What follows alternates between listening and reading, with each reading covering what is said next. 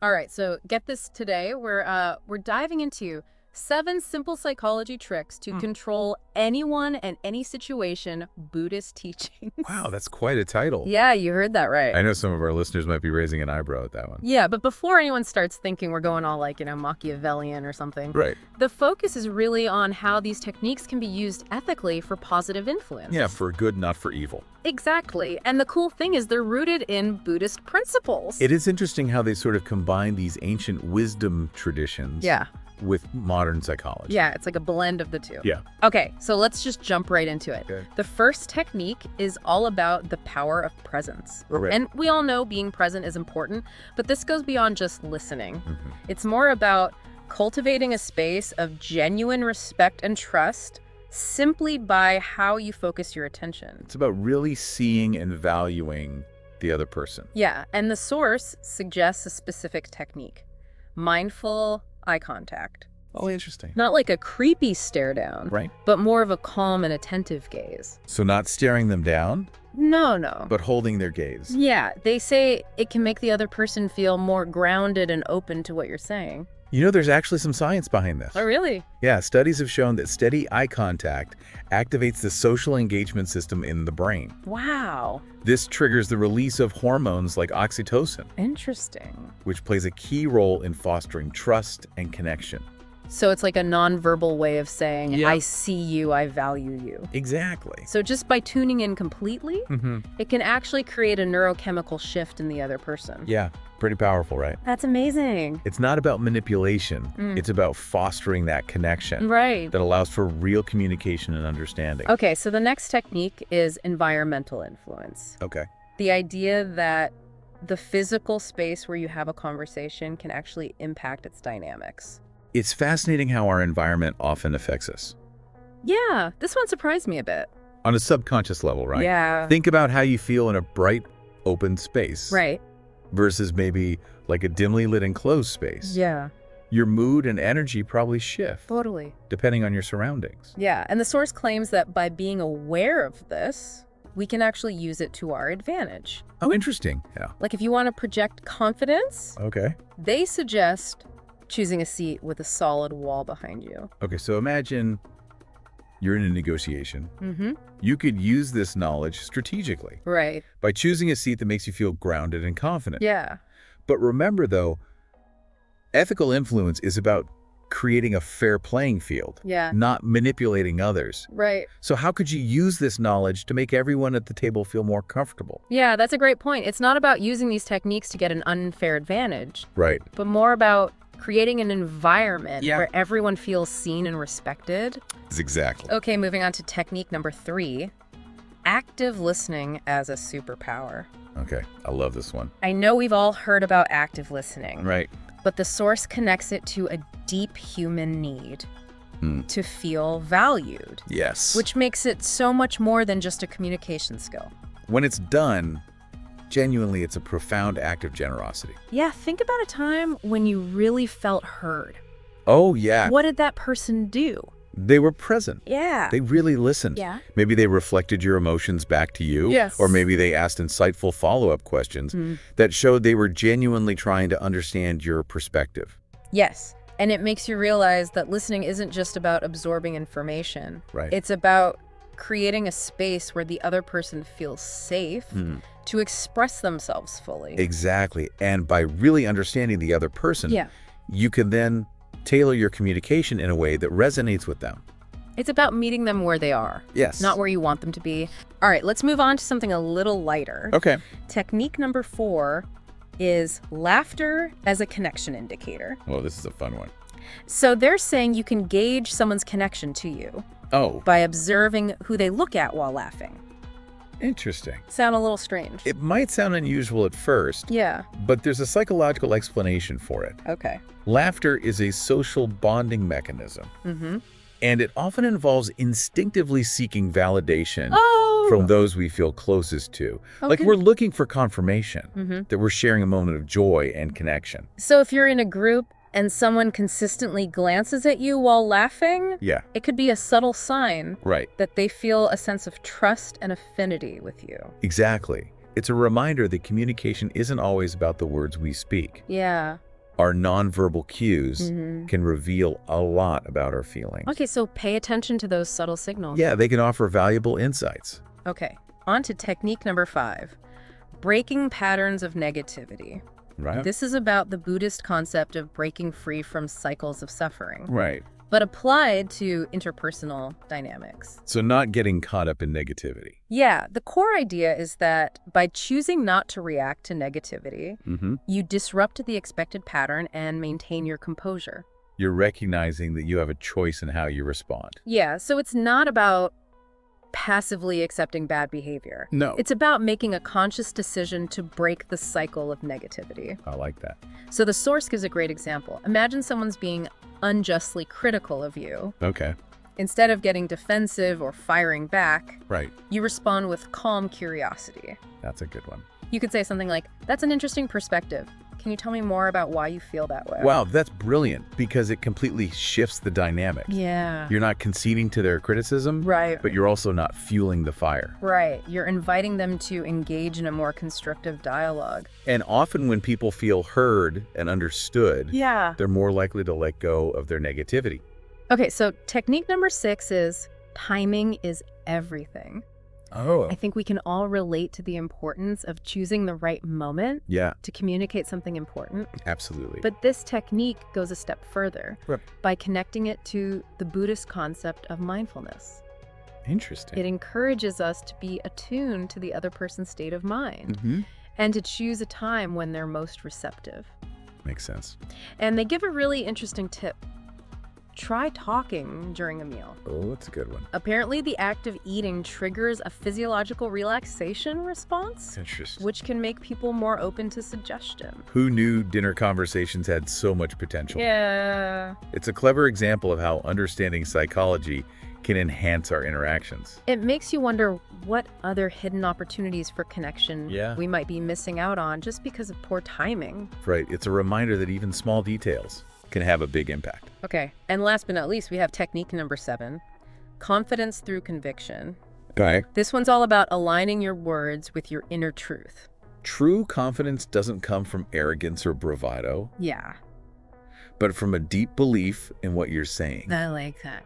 When you speak with conviction, it resonates, It does. and it naturally commands attention. They even give some specific language tips. What? Like replacing I think with we will. Interesting. It's about eliminating those qualifiers that suggest doubt, Right. and instead speaking with certainty and authority. It's fascinating how these subtle shifts in language can impact how we're perceived. Yeah, by speaking with conviction, we not only project confidence, Yeah. but also inspire confidence in others. It's a reminder that authenticity is one of the most compelling forms of influence. So it seems like genuine confidence is less about putting on a show Yeah. and more about embodying the truth of Yeah. what you're saying. And when you do that, it creates a magnetism that people are drawn to. Wow, we've covered a lot of ground in this first part of our deep dive. We have. Who knew Buddhist teachings could be so relevant to psychology and the art of influence? It's amazing how these ancient principles still hold true today. Stay tuned for part 2 of our deep dive, I can't wait. where we'll explore some real-life examples of how these techniques can be applied It's good. ethically and effectively. Welcome back. Yeah. You know, as we've been discussing these techniques, it's become clear that the true power lies in how we choose to apply them. Yeah, that's a great point. It's easy to get caught up in the idea of tricks, Right. but the real value is understanding the underlying principles Exactly. and using them ethically. And responsibly. Yeah, and that's where the Buddhist connection becomes so important. Yeah, these teachings really emphasize Mhm. the importance of right intention and action. So influence, when approached from a place of compassion and authenticity, Yeah. can be a powerful force for good. Absolutely.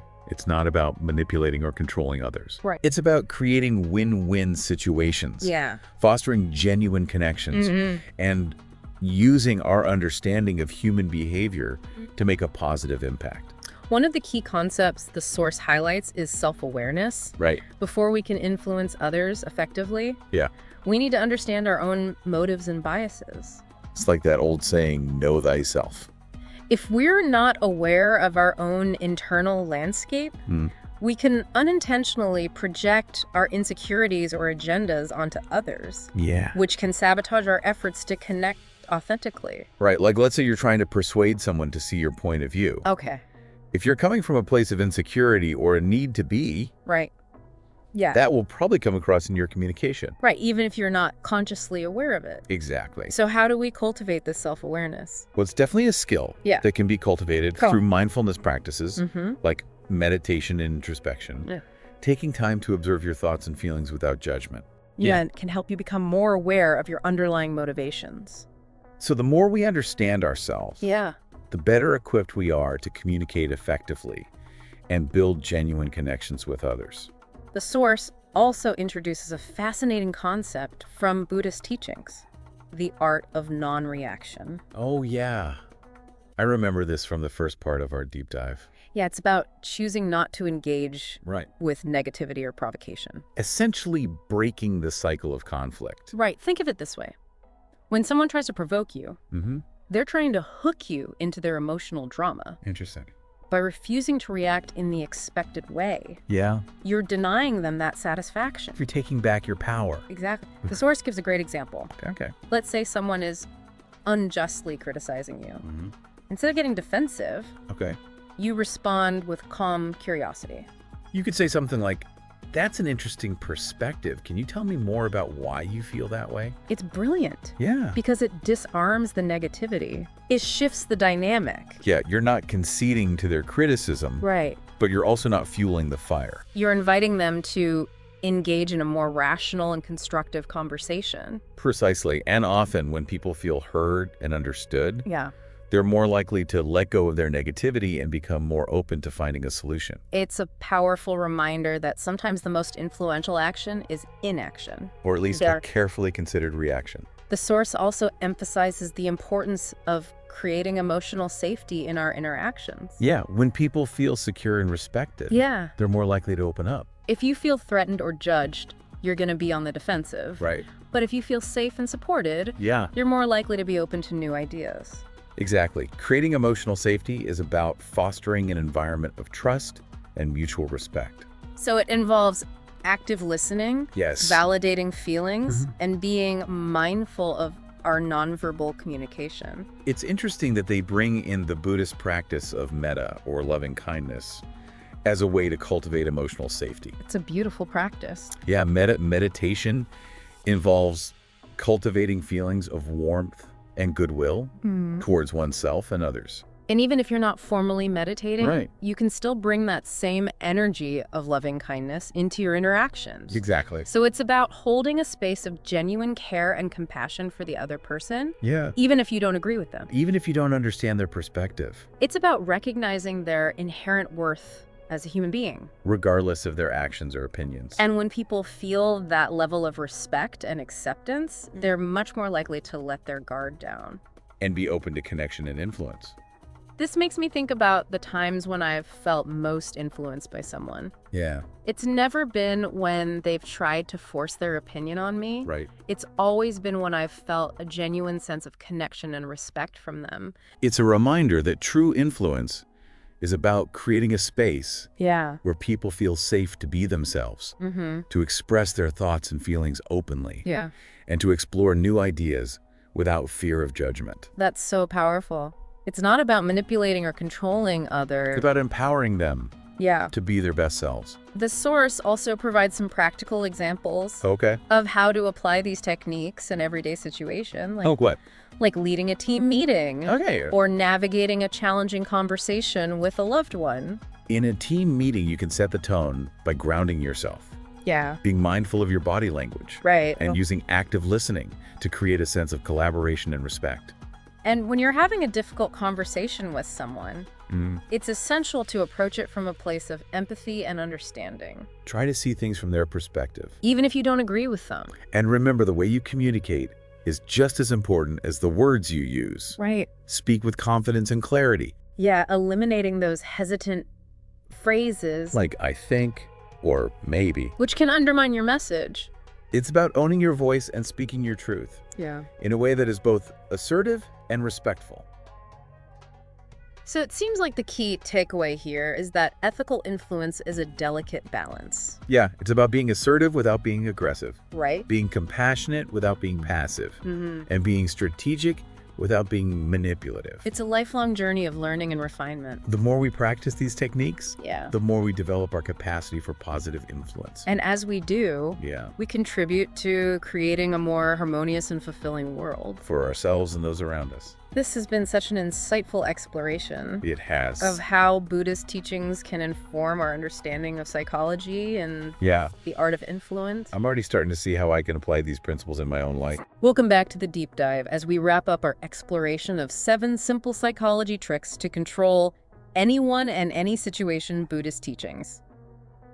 I'm struck by how much we've uncovered beyond just, clever techniques. Is that just about tricks, right? Right. It feels like we've been on this journey of self-discovery, understanding how ancient wisdom can inform our modern interactions. It really has been a journey.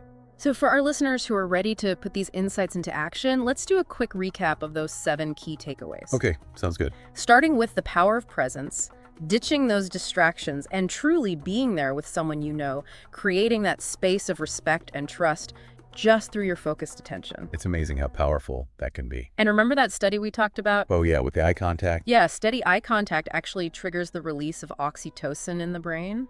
The bonding hormone. The bonding hormone, exactly. So just by being present, you're actually setting the stage for connection Yeah, on a neurochemical level. it's incredible. Next up was environmental influence. The idea that the physical space can impact our interactions, Right. whether it's choosing a seat that makes you feel grounded Yeah. or creating a welcoming atmosphere. Mm-hmm. Being mindful of our surroundings can make a big difference. And it's not about manipulating the environment to get your way. Right. It's about creating a space that works for everyone. Yeah. Then we had active listening as a superpower, which is so much more than just nodding along. Oh, absolutely. It's about really getting someone's perspective, making them feel heard and valued. Think back to a time when someone really listened to you. Yeah. Didn't it feel amazing? It did. They probably asked you insightful questions Yeah. that showed they were present with you. And that they cared. Exactly. We also explored laughter and connection, observing who someone looks at while laughing. Oh yeah, that one's fun. Yeah, can actually reveal their closest bonds. It's like a subconscious signal of trust Yeah. and shared joy. It really makes you think about what other subtle cues we might be missing in our everyday interactions. It's like a whole secret language. Yeah. All right, now, how about breaking patterns of negativity? Okay. This one's all about responding to difficult situations with composure. Not getting sucked in. Right, disrupting that cycle of conflict instead of getting sucked into it. Exactly. So instead of reacting defensively, what if you responded with curiosity? Ooh, I like that. Imagine someone's criticizing you unjustly. Yeah. You could say something like, "Can you help me understand why you see it that way?" It totally changes the energy. It does. It takes the wind out of their sails. Next was timing is everything. Choosing the right moment to communicate can make or break things. Oh, for sure. The source even suggests talking during a meal, since eating can trigger a relaxation response. That's so interesting. Who knew? Right. And finally, confidence through conviction. Yeah. True confidence isn't about arrogance, it's about aligning your words with your inner truth It's about believing in what you're saying. and speaking with that certainty. Yes, and that can inspire trust and respect. Yeah. Remember those small language tweaks, like replacing "I think" with "we will"? Oh yeah, little changes can make a big difference. So now that we've recapped these techniques, what's the best way for our listeners to start integrating them into their lives? Well, it's important to start small. Yeah.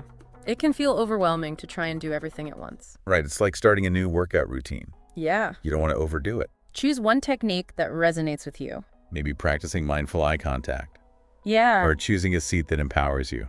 Or breaking those negativity patterns. Yeah. The next time someone tries to provoke you, challenge yourself to respond differently. Notice what happens. Yeah. See how it feels. The key is to experiment and have fun with it.